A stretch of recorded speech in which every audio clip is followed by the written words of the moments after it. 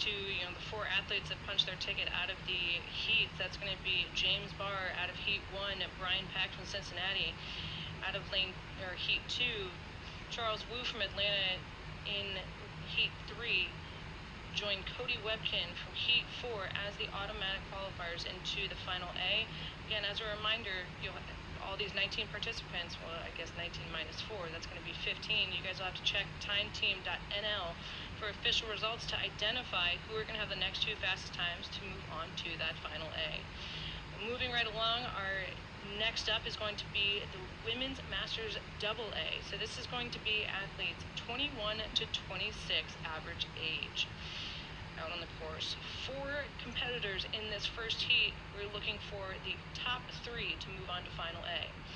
So we've got OKC Riversport in lane 1. That'll be Caroline DeLong. Lane 2 will be Sarah Kate Snyder from Alexandria. Lane 3, Emma Elminger from Lincoln Park Boat Club. And in lane 4, it'll be Annette Van Jagelinski from Chaos. Looks like we have a clean start. Again, we are looking for top 3 finishers to qualify for the Final A here in the first heat of the Women's Masters AA single. Yeah, that's right. We're looking at a good start here from lane 4, Chaos. That is Annette Von Jaglinski.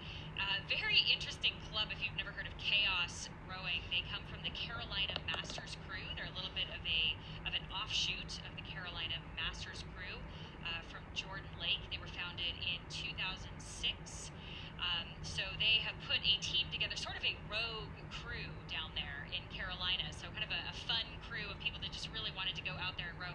They call their founders the charter members. So they're very official, but they have a lot of fun with it. So they're doing some great rowing down there with Chaos. But they're having some really great results, and they're being seen at some of the bigger races now, which is great to see them out here at a national championship. So again, that is lane 4. Chaos's Annette Von Jaglinski doing quite a good job already. But let's look over at lane 2, Alexandria, and lane 1, OKC Riversport, because we have a very, very tight race shaping up here. And lane 3, Lincoln Park, is just trailing by a little bit here. So again, as soon as we can get a better camera view, not looking directly into the sun, we will give you some better margins and rates when we can. But so far, we have a pretty tight race between those 3 boats. And to watch just how this this is the new Master Nationals, to watch how this is just continuing to evolve. Last time I was in Oklahoma City, Winnie, was for I think it was the 2012 U.S. Rowing Master National Championships. So to watch how the riverfront has just absolutely blossomed and evolved to provide all of these different resources to athletes and spectators alike that come down to the area, this is just insane. The fact that we're sitting here from this beautiful finish line tower, we can look out, we see the Devon Boathouse, the Chesapeake Boathouse, we see the tallest ropes course in the country, including, I guess, a free fall drop. But you can take a zip line. Yeah, that's a hard pass for me too. But you've got a zip line across the course. You've got the ability to try all the extreme sports just right here. This is such a cool venue to come visit, and obviously to check out some good racing, just like we're seeing here in this first heat of the AA single.